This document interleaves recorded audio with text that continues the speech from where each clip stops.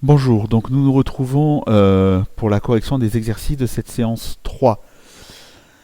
Bien, donc il faut déterminer la position relative de droite à partir de leur équation cartésienne. Ce qu'on entend par position relative, c'est dire si elles sont séquentes ou parallèles ou confondues.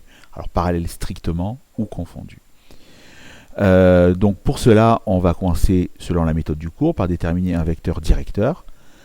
Et puis on va voir si les vecteurs directeurs sont collinéaires ou pas. Donc petit rappel du cours, l'équation cartésienne d'une droite est donnée par ax plus by plus c égale 0. Et un vecteur directeur, puisqu'il y en a une infinité, un vecteur directeur a pour abscisse moins b, c'est-à-dire l'opposé du coefficient b, et a pour ordonnée.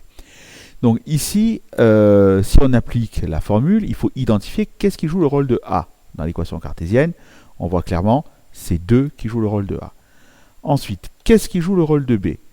Alors, ce qui joue le rôle de B, c'est ce qui va multiplier Y. C'est-à-dire, attention, il y a un moins ici, c'est moins 3. Et qu'est-ce qui joue le rôle de C, même si ça ne sert à rien, mais on voit que c'est 1. Bien.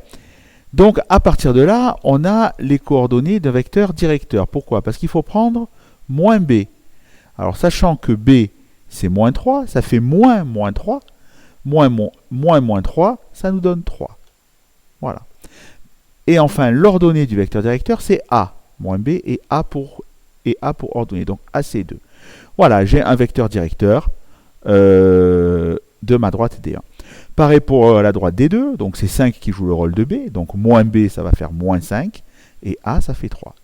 Maintenant, on va regarder si ces vecteurs directeurs sont collinéaires ou pas. Donc pour faire le produit en croix, je vous conseille d'écrire les vecteurs côte à côte. Donc j'ai reporté U1, U2 ici. Comme ça, on voit donc directement qu'il va falloir faire donc 3 fois 3, moins, donc ici j'écris 3 fois 3, moins 5 fois 2. Voilà. On calcule ce résultat, c'est 19. Alors ce produit en croix, ce que j'appelle ce produit en croix, en fait ça s'appelle le déterminant des deux vecteurs. Donc 3 fois 3, 9, moins par moins plus 5 fois 2, 10, 10 plus 9, 19, ça ne fait pas 0. Qu'est-ce que ça veut dire? Ça veut dire que les vecteurs directeurs de ces droites ne sont pas collinéaires, ne sont pas parallèles. Donc les droites ne sont pas parallèles. Si les droites ne sont pas parallèles, c'est qu'elles sont séquentes. Elles se coupent en un seul point. Conclusion de l'exercice, les droites D1 et D2 sont séquentes. Voilà. On passe maintenant au numéro 54. Alors c'est le même principe, je ne vais pas tout réexpliquer. Donc on va descendre un petit peu. Voilà. Donc la droite D1, l'équation cartésienne. Alors vous voyez que ici, ce qui joue le rôle de C, c'est 0. Puisqu'il n'y a pas de C. Donc c'est comme si j'avais plus 0. Donc ce qui joue le rôle de A, c'est moins 2. Et B, c'est 1, puisque sous-entendu, Y, c'est 1 fois Y. Donc si on prend moins B, ça fait moins 1, et A, ça fait moins 2. Voilà un vecteur directeur de D1. Pour la droite U2, c'est 6 qui joue le rôle de A, et moins 3 qui joue le rôle de B. Donc si je prends moins B, moins 3, ça fait 3. A, ça fait 6. Voilà le vecteur directeur. Pareil, je calcule le déterminant des deux vecteurs pour voir si ça fait 0, donc produit en croix. Moins 1 fois 6, moins 3 fois moins 2. Et là, ça fait 0, puisque moins par moins plus, moins 6 plus 6, 0. Donc attention, quand ça fait 0, ça veut dire que les deux droites ont la même direction parallèle. Donc elles peuvent être soit confondues, c'est-à-dire superposées, en fait identiques, ou soit distinctes, c'est-à-dire avec aucun point commun. Voilà. Donc c'est pour ça que là, tout ce que je peux conclure, c'est qu'elles sont parallèles ou confondues. Je ne peux rien déduire de plus. Pour voir si elles sont confondues, il faut voir si les deux équations des droites sont proportionnelles. Alors comment on fait? On cherche un coefficient de proportionnalité qui va nous permettre de passer de moins 2, ici, d'accord, jusqu'à ici, hop, 6x, de moins 2x jusqu'à 6x. Eh bien, on voit qu'il suffit de multiplier par moins 3. D'accord? Si je multiplie toute cette équation, moins 2x plus y égale 0 par moins 3, voyons ce que ça fait. Moins 2x fois moins 3, ça fait plus 6x, ça fait bien pareil. Y fois moins 3, ça fait moins 3y. Donc, on voit qu'une équation équivalente à celle de D1, c'est 6x moins 3y égale 0. Or, si je regarde là-haut l'équation de la droite D2, ici, c'est 6x moins 3y plus 4. Donc, effectivement, elle est parallèle, il y a les mêmes coefficients A et B, mais le C n'est pas le même. Donc, elle est strictement parallèle, elles ne sont pas confondues, elles ne sont pas identiques. À partir de là, puisqu'on a le même coefficient A, le même coefficient B, mais qu'on n'a pas le même C, on peut dire qu'elles sont strictement parallèles et non confondues. Voilà, on passe à l'avant-dernier exercice, ça n'est pas le dernier, le 55. Donc, le 55, on a ici, donc, pareil, moins x plus 3y plus 1 égale 0, donc vecteur directeur moins b, c'est 3 qui joue le rôle de b, donc ça fait moins 3, et a c'est moins 1. Pour U2, ben, moins b ça fait moins, attention, moins 6, donc ça fait plus 6, et a c'est 2.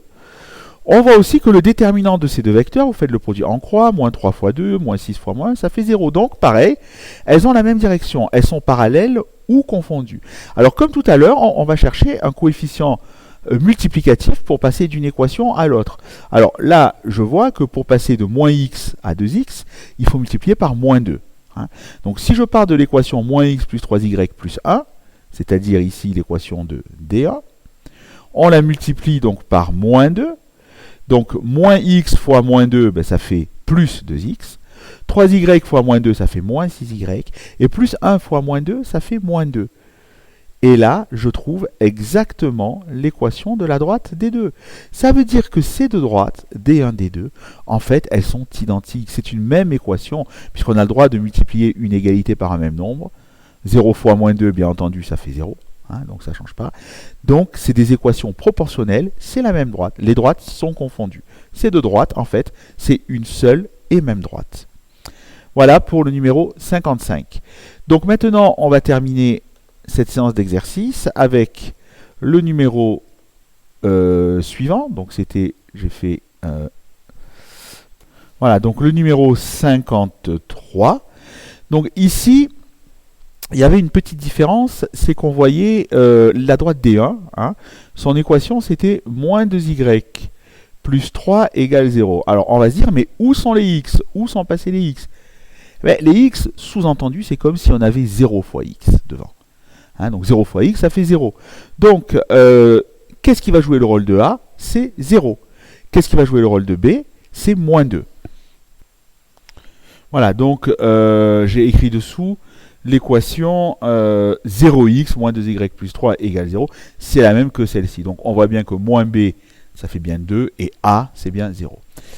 Voilà, alors ici, on a une équation d'un autre type. Là, c'est les y qui ont disparu. Et bien pareil, hein, on va pouvoir dire que en fait, cette équation-là, elle est équivalente à 3x plus 0y plus 4 égale 0.